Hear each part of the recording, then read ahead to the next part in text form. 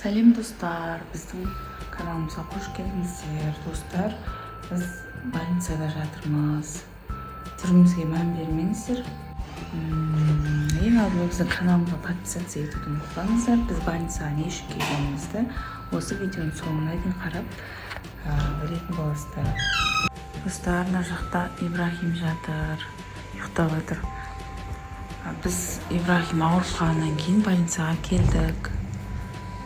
Ибрахим тамағы ауырып, құлағы ауырып, сонымен больницаға жатпасақ болмайтын болып келгенбіз түнде. Ал мына жақтан терезеден андай күшті вид көрінеді екен. Күн батайын деп жатыр, как раз әдемі болып тұр дала. Сіздерге біздің осы больницадағы жарты күнімізді салып көрсетейін дедім. Больницада ішіміз пысады, содан кейін осы видеоны түсіріп сіздерге арнайы салып жатырмыз. Дала күшті болып тұр, жел талдар қимылдап. Мына жақта адамдар.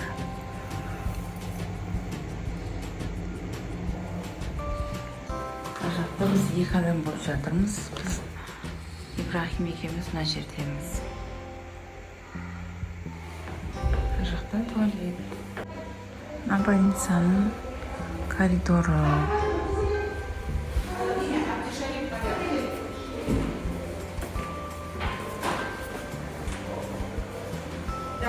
Біз қазір асханаға бара жатырмыз. Мына жерде асхана. Біз мына жақта тамақ ішеміз. Мына ішіндегі орындықтар бар. Мына жақта адамдар тамақ ішіп отыр.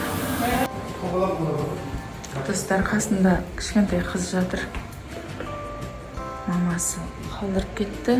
Мамасы жатуға болмайды екен. 6 жасар қыз жатыр. 5 жастан бастап жалғыз өзі жатады екен. Бөлмеміз осындай. Достар, маған тамақ келді. Үйдегілер осындай сорпа істеп салып жіберіпті. Осыны қазір ішіп аламын. Рахмет үйдегілерге. Қазір Ибрахим ұйықтап жатыр. Тұрғаннан кейін оған тамақ береміз, банан береміз, компот береміз. Достар, біз тамағымыз ішіп алдық. Тамақ күшті болыпты. Бүгін бір күн үйде тамақ істемей бақытты болып отырмын. Түріміз сәл әбіржіді енді бүгін. Но ничего. Достар, бүгін біз больницада екінші күн жатырмыз. Түріміздің бәрі әбіржіп кетті. Ибрахим қатты ауырып, қолына мынандай катетер тағып қойды. Әбіржіп ауырып отыр. Басын УЗИге түсірдік. Қолына катетер салды, укол салды, бәрін істеді.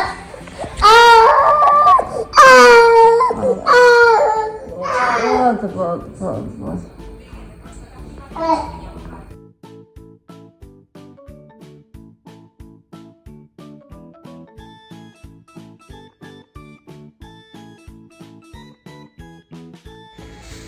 Достар, Ибрахимге капельница қойып кеттік қазір. Жөтелін басады екен. Бұйырса жақсылап емделіп, үйімізге шығамыз. Кеше үйдегілер көп продукт алып келген ғой. Йогурт әкепті көп. Соның біреуін жеп жатырмын. Ибрахим ешқайсы жемей қойды. Бетін бәрін қарсаңыздар, достар, қандай болып кеткен. Осы жаққа келгелі бетім құртылды. Бет күтімін жасамай жүредім. Қазір бетімді әдемілеп сүртіп крем жағам. Ибрахим ұйықтап жатыр.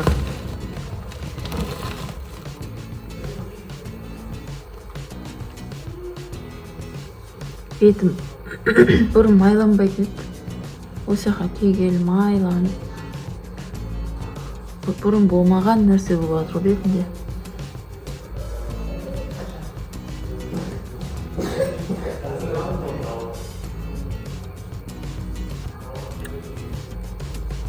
Кір болып кеткен ғой.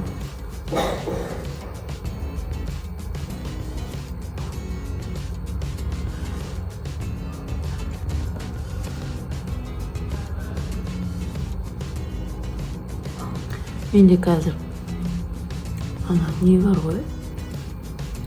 Не деп айтатын өзі? SPF кремше. Соны ғана алдым да. Басқа кремдерді алып, қыдыратын жерге бара жатқан жоқпын ғой деп. Тек қана үйдегі SPF тапшы шыға салдым андай. Бәрі білетін шығар. Бірақ негізі бұны жақпайтын ем. Жазда ғана кейде MV-дікін жағып жүретін ғой, SPF-ті. Соны тастап, мынаны алып шыққан ғой.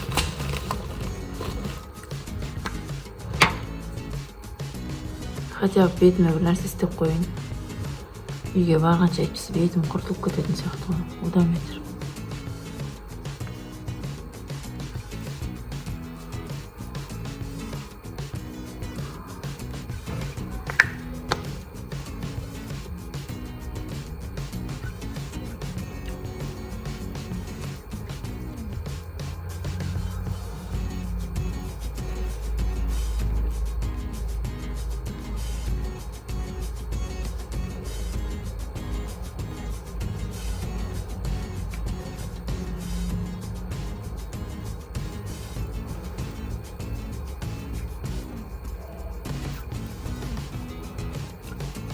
Үйдегілер қырғын.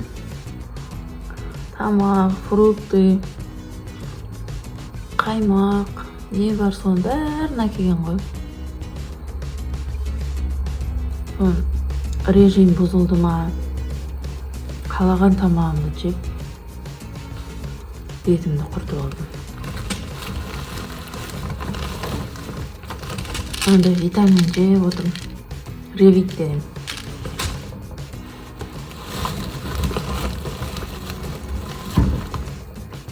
Болды.